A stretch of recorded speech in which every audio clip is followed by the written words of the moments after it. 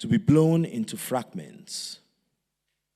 Your flesh, like the islands that you loved, like the seawall that you wished to heal, bringing equal rights and justice to the brothers, a fearless comfort, Mashramani, to the sisters whispering their treason, that grand Inani's histories be listened to with all their ancient fleshes of respect. Until they are the steps up the poor of the church, up from the floor of the hill slide, until they become the roar of the nation. That fathers would at last settle into what they own, Ashe Ajay, if not oil well, torchlight of McKinsey. That those who have all these generations beaten us bare to the bone, gnawing our knuckles to the dead, price fix, price rise, Rahman, and Rashe squeeze.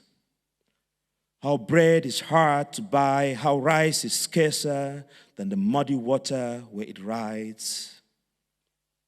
How bunny baby bellies grow doom, laden dungeon grounded down to groaning in their hunger.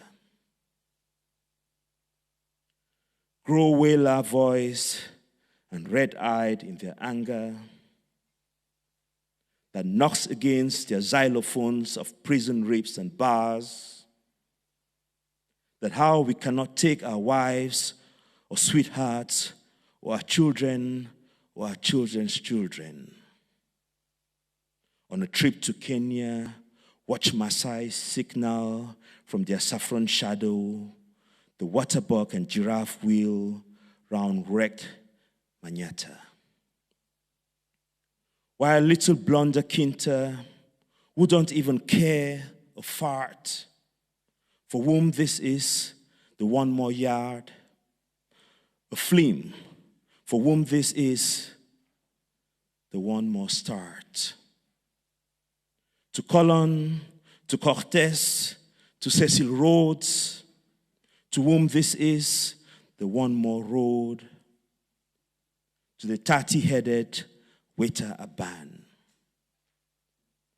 died out of his shit by his bars at the Nairobi Airport Hotel. Lets his face soak into a soup, lets his hair shirt ruckle into a sweat, 'cause I am wearing the tam of a dream in my head. That these and those who fly still dread of the sky, vultures and hawks, eyes capering Morgan, the Miami Morgan.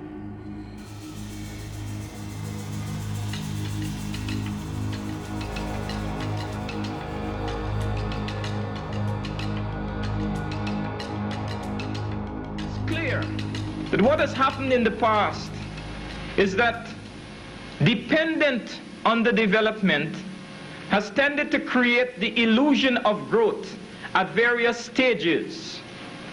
That if, for the sake of illustration, between the two world wars, cocoa brought money to Ghana or to the Gold Coast as it was then, at a time when the economy was becoming monetized and when commodity production was becoming generalized, then it created an illusion that the future was with cocoa, that wealth lay if one could get hold of a farm which would produce cocoa.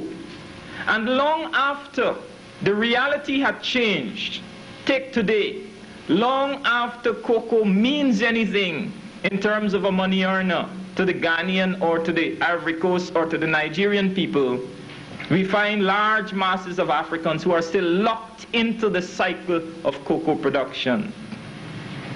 Of course, they're not simply following an illusion. They are locked in because structures have been created that maintain them that way. And they're locked in because classes arose historically within our own society. And segments of those classes, at any rate, still feel that their objective interest is bound up with the type of economy and the type of dependent relationship which might have been the case, or which was the case, when cocoa was the principal crop. And we could, by analogy and independent investigation, make the same case for sugar. But then the time comes when one crop goes. And the capitalist system is capable of selectively substituting another product which will reintegrate different parts of the peripheral world into capitalism. But the choice is a metropolitan choice. And whatever they do at a particular point in time, they are free to undo at a later stage. We do not have the control over the process. This is a warning against the illusions that might be created by things like Nigerian oil and Trinidad and Tobago oil, because it is clearly a situation in which they're at the level of the subjective. It's the same phenomenon that, say, the people of Trinidad and Tobago imagine that oil means wealth, that the extraction of that product is in and of itself the basis of development. That is no different from the illusion that might have been created in the late 19th century when Jamaicans started to export bananas and thought that they were onto a good thing. No different from the illusions created by cocoa and coffee and cotton and sisal and every other product that was determined in its essence, as far as production in the world scale was concerned, determined by capitalism at the center, not chosen by our people as an integral part of an autonomous development, not chosen by our people as part of the development of all of our economic resources. So it is a shortcoming that we have to watch out for. Africa, to take the case of Rodney, didn't start off as quote-unquote underdeveloped. It was made underdeveloped. And in the playbook of those who made it underdeveloped, it is never meant to be developed. So the myth about developmental aid as something that will free you from underdevelopment is something we should by now understand. But we are caught up in that web. We're caught up in that mix. We're caught up in that jam. The question is, how do we free ourselves from that? And one of the possible ways is to create fora like this, in which we think and inform the next generation and try to understand what is actually at stake. To do so, we've tried to invite people from different walks of life, artists, farmers, technicians of all kinds, people thinking of indigenous epistemic practices, indigenous knowledges from around the world, and how, if we actually focus on these, we could actually be better off. So this is what the project is about. But I would like to take it to a personal space as well, because it's a commemoration of Rodney, but from my end, it's also a commemoration of my own father, who gave me this book at the age of 14 with his notes inside. And at 14, you're reading this as a kind of a fiction. But the older you become, the more you see the deeper truth in it. So, by this, I would also like to acknowledge that person who facilitated this. But the main inspiration, I would say, it's a long history I've had with that book, which was given to me at the age of 14 by my father, who passed on in 2020. And I think, when he passed on, one of the first things I did, because I had spent more than 20 years in his absence, actually when he passed, 23 years, I had not really, lived with the same house with him. And so when I heard of the news that he had passed, I instinctively started looking for things that connected us. One of the things I found in my study was this book, the original version which he owned and which he had given me, as I said, and I remember looking in the book and looking at his handwriting, the notes he had taken while reading the book himself, and they were all very informative and very affective because, you could read short notes with huge exclamation signs, of agreement to what he had just read there. So that was one way. That's one way of looking at how we came to this project and what inspired us.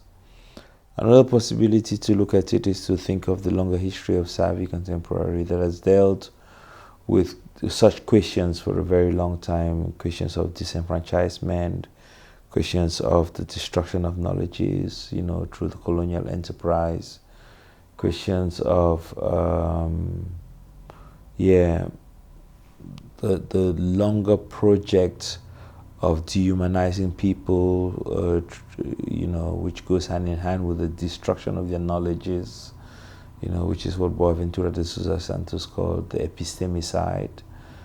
And so if you take into consideration all these things that Savvy has been doing in the past 13 years now, and the way they've manifested themselves in different projects like even before Savvy, to be honest, one of the early projects I did in the mid-2000s was consumed society, thinking about, production and consumption, this myth of the capitalist venture as that which will save us. And I was looking at these projects, but then the other projects that we did, for example, in 2013 or so, based on the work of Julius Eastman titled If You're So Smart, Why Aren't You Rich? Again, looking at, economics, and sociopolitics and, the politics of deprivation and imposition of knowledges that come with such politics. And also just recently, a few years ago, we did a project called Rauponi Mazatism, thinking about the forever hungry caterpillar, as a metaphor for this capitalist enterprise, which, in my opinion, all go hand in hand with what Walter Rodney was writing about. So to engage in and with the work of Walter Rodney was just a culmination of a lot of our concerns we've had in the past years. So that's what inspired the project.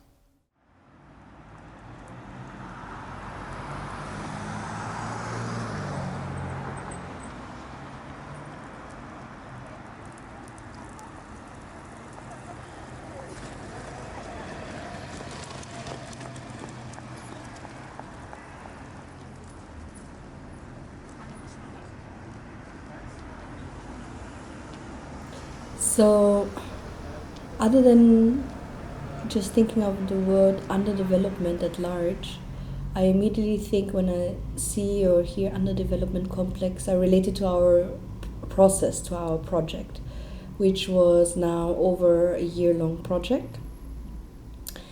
And it is emotionally loaded because it's very much a Savvy Contemporary project due to the nature of its background.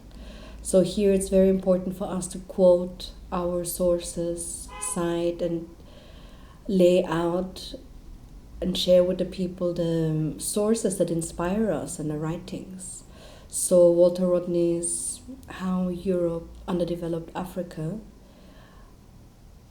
was not only like giving space to celebrating 50 years of important writing, but it also was a beautiful process within the team, like a research project, a project that communicated with other spaces and wanted to be informed also by other grassroots movements or self-initiated projects that try to engage with the themes and problematics that were also part of that book. Yeah. The relevance also was with this, like understanding this dynamics of development or underdevelopment as very connected processes is something which I find important to also like look again at the places we are inhabiting, for example in Berlin, and see that this is not the model to follow. It's something which, like growing up in European context, is something which I think many people experience, that this is not necessarily what we want to when we are growing up.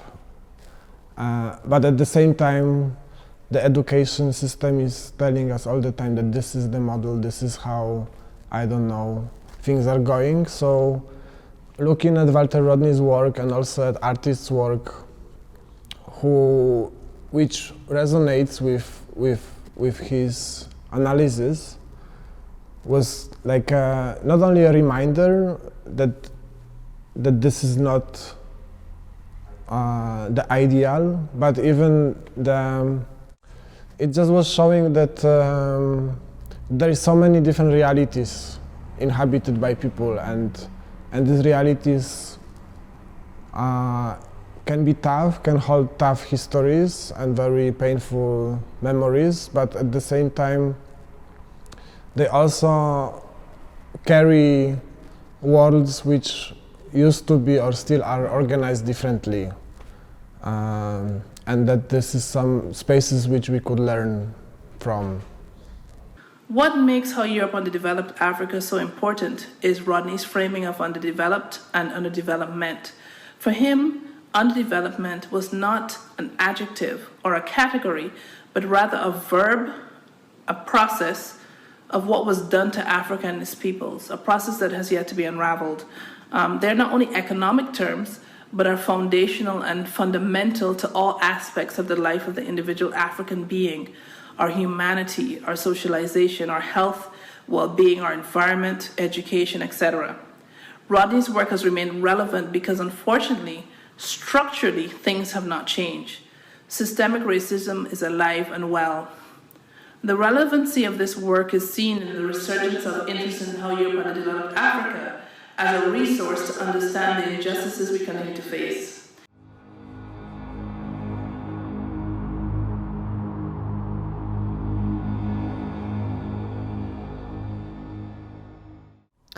I don't know if my personal opinion is that important, but what is more important is what Rodney wrote about and how this is still of importance today. And I, just to put it, to get it short, I agree with Rodney, which is to say that underdevelopment is a myth, development as well, obviously, and that it's a kind of a scam, and in this dynamic, in this paradigm of development versus underdevelopment, the person that is said to be underdeveloped and which is kind of encouraged to develop themselves is actually never meant to get developed, so this is a complex of underdeveloping people, right? So which starts again with knowledge, right? So what do you know? The things that you know that actually help you mediate the world in which you find yourselves, helps you to sustain yourself within this world, are actually taken away from you. These tools are seized away from you, and and the knowledges are destroyed. So you don't really know how to find an anchor within certain spaces, within your own space, right? So you're completely lost, and there's never an intention to make you find those tools that can actually help you ground yourself, find roots within that particular space, particular geography, particular landscape. So what you're offered are tools that actually help in deterritorializing you, actually help in derooting you from where you are. So these are things that Rodney writes about, it helps us to understand what development actually means. And basically what he says is that every society is developed, but there's a kind of a claim and an imposition of a concept of development that is not endemic to certain spaces on some other spaces, right? So which leads to this, an incredible delta which you can never catch up with, so it's like a hamster wheel, and you keep on running and running and running. You kind of a Sisyphus work, you carry the stone up the hill and then it rolls down. You come and pick up the stone and you go up again and it rolls, so you're never really getting anywhere. So so development is very culture based, and it's in what we do, what we've done in the past decade and a half is really to also think about how culture becomes an important space in which we can talk about some of these things, And this is what Simon Jami actually said on the day Sindika Dokolo died, in an accident, and Simon Jami was interviewed on French TV, and he said, he was asked something about, to the effect of, what impressed you so much about Sindika Dokolo, and he said that Sindika Dokolo made us understand that the field of culture is the most important battleground, right? Because that's really what is at stake. Because even the sciences, even governmental structures, so to say politics, all these fall under the realm of culture. So to be able to use the slogan of the day, to be able to decolonize oneself, one needs to understand one's own culture, and actually to be able to find oneself in any society, one needs to understand one's culture, right? So I think that's what we've been trying to do.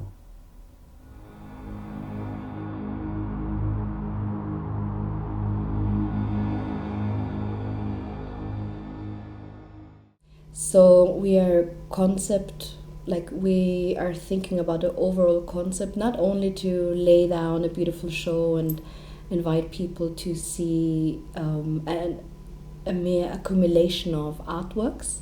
It's more about an engagement with the surrounding, like political movements, but also things that inspire us in life. And we try to see how we could connect this on a more sustainable level. And therefore there's something like an urgency, I would say. We write down a concept, we draft it together. In this case for Walter Rodney, it was Bonaventure. And then we look around, we dig and see who's working on and who could give also more body to this concept. So we're trying to, let's say, think about the concept about soil, and I'm thinking about the project Agropoetics. Soil is an inscribed body, and it was not only about this conversation about soil, but also things around it, like seed banks, the accumulation and commodification of soil.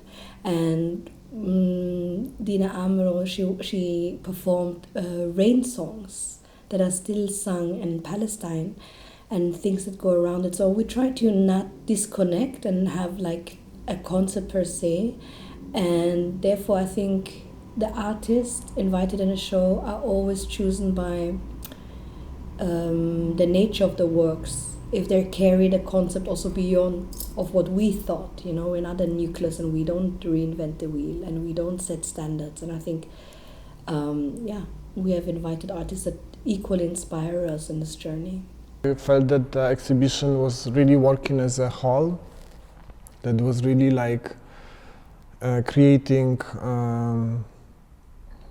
not only connections but like paths of how artworks and different histories and experiences were talking to each other.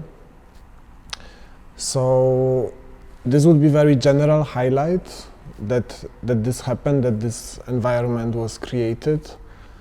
Sadly, I would say, you know, Walter Rodney's book was written 50 years ago. And if you think about the living conditions nowadays, one could say a lot has happened, but not much has changed.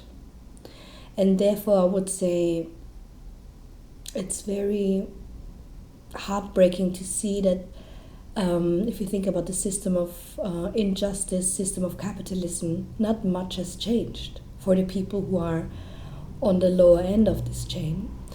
And yesterday, we watched a movie in the Berlinale, and it was this documentary with James Baldwin when he went back in the 80s to the US, and he said not much has changed, you know, after 57, and it's almost a quarter 100 years, you know, and it's really painful to see that a lot of conversation have not changed. And sadly, I must admit that a lot of like conditions have not changed for the better, but at the same time I think it's very important to also go back and say, hey, you know, like, how do we want to live, and why are we also accepting several like living conditions and systems. So I think, again, I think I used the word 3 times now, but it's a matter of urgency to also put the finger on the spot and say, hey, this is what's happening. Yeah. Survival in the third world is often so slim, and partly because of the lack of control over our indigenous economies. So that one finds a situation where goods and services spiral in value day after day, where housewives go to the shops and literally see prices changing like magic in front of their eyes. You have to do a little act of imagination if you are not accustomed to walking the streets of Accra or walking the streets of Georgetown to understand how dramatic can be the changes in price levels in those parts of the world. Don't imagine anything that you complain about in this part of the world, however valid those complaints may be. Do not imagine they compare in intensity and in extent with the rate of inflation in the third world countries. A rate of inflation that has not only destroyed, for the most part, any possibilities of savings on the part of the working class, it has even reduced sectors of the so-called middle class back to the level which they themselves thought that they had put behind them.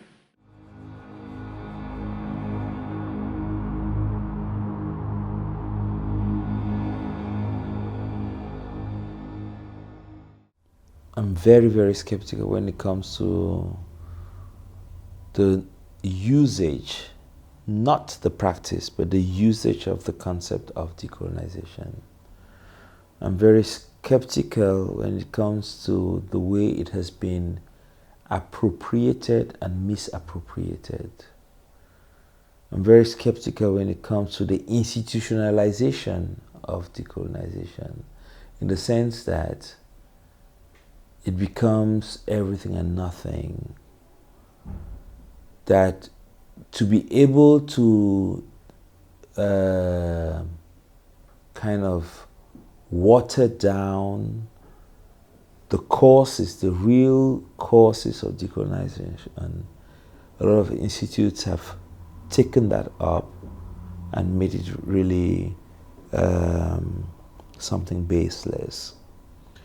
What Catherine Walsh, in the book she did with Walter Mignolo, called the adjectival lightness of decoloniality, right?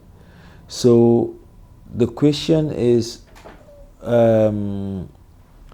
how to shift from the talk of decoloniality to a practice, what Fanon actually called the radical shift, when it comes to decolonization. So not only the claiming of land, but also knowledge and property and sovereignty in general. And Nkrumah wrote about neocolonialism as the last phase of imperialism.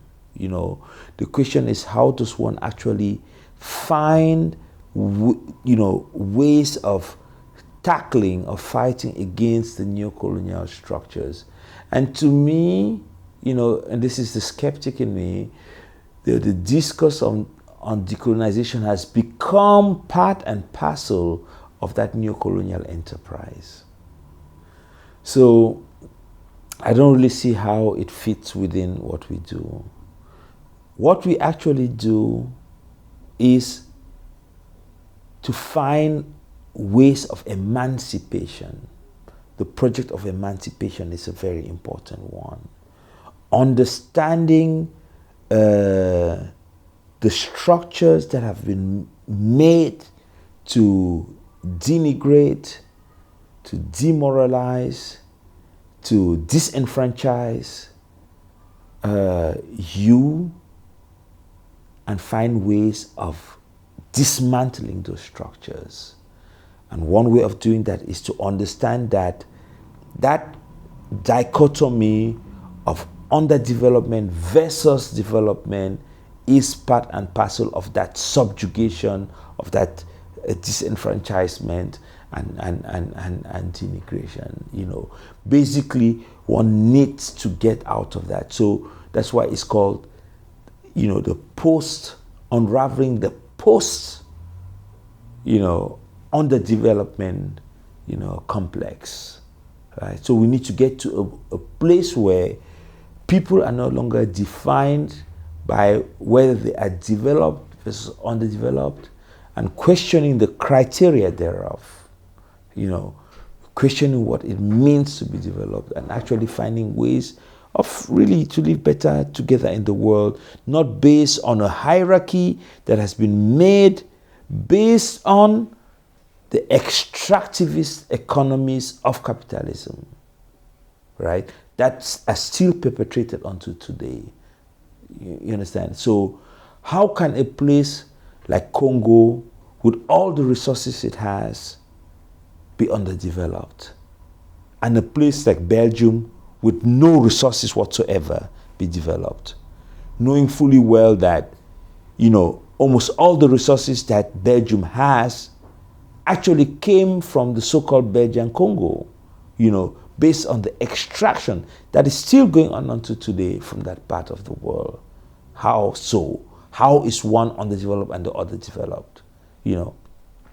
How can France be the developed place while all the Francophone countries on the African continent are actually, still supplying France, so to say? All the resources of these countries, are basically tied to the French government. How does that actually function?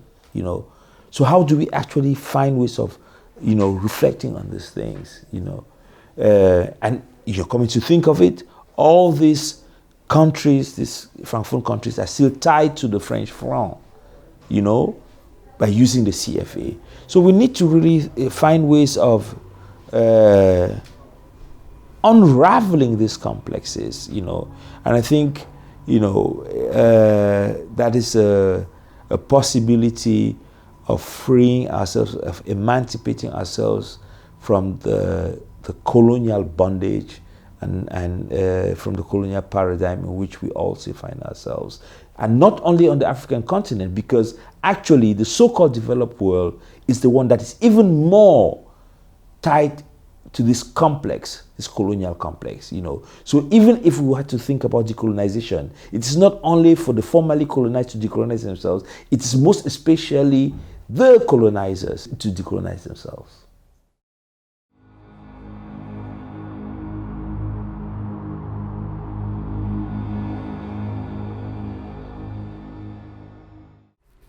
For me personally, working on this project, the most important and nourishing part of it was working on residency of two artists from Cameroon, Bobo Lennox and Grace Dorothée Tong. They arrived to Berlin before the exhibition, but they were part of the whole process.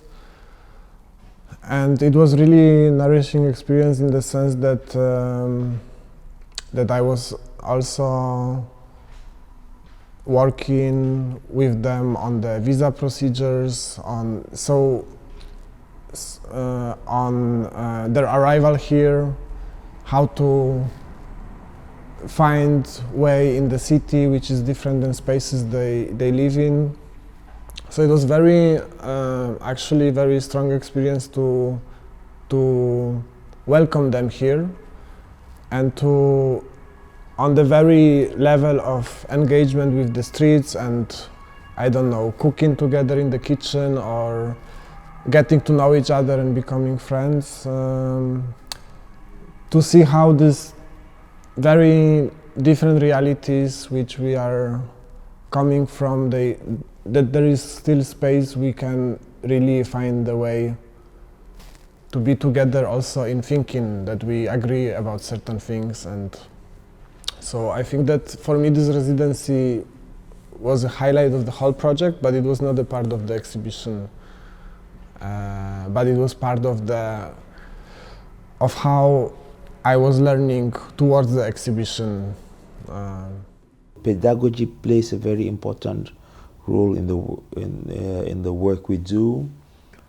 So, and that is why we never do projects just in Berlin, but find ways of doing different iterations, you know, that come in the form of different questions in different geographies in the world, you know. So if you take this particular project, the one on Walter Rodney, we had an iteration of it in Banjul in Cameroon, where we invited people to talk, you know, people really from different walks of life, to think about farming, architecture, art, poetry, language, healing, and so on and so forth, you know.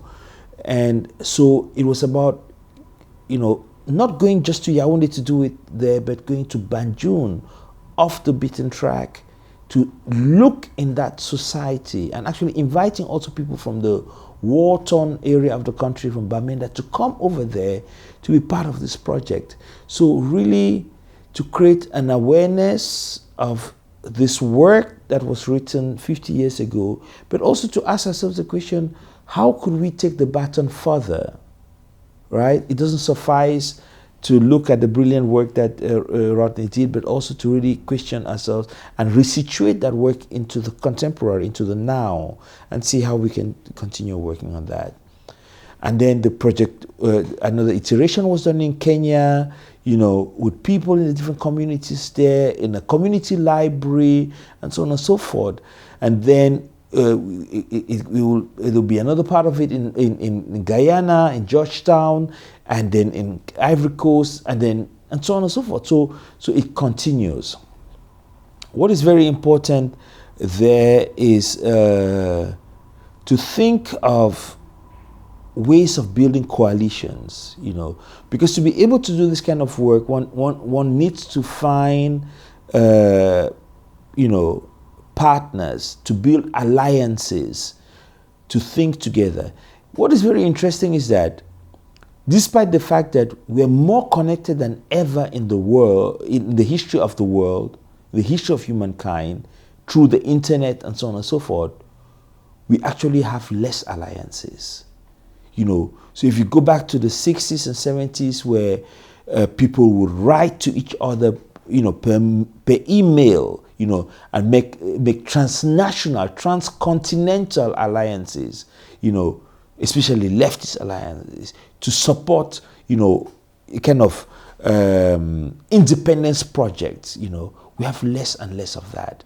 Because despite the fact that we are more connected technologically, we are even more individualized, you know, and that is, you know, 101 in the playbook of capitalism, right? So basically what we're trying to do is to find ways of sensibilizing people, finding ways of, you know, educating each other, becoming more aware, supporting each other in these emancipatory projects, you know, in which, you know, the epistemes, you know, so the, you know, the question of knowledge is put at the fore.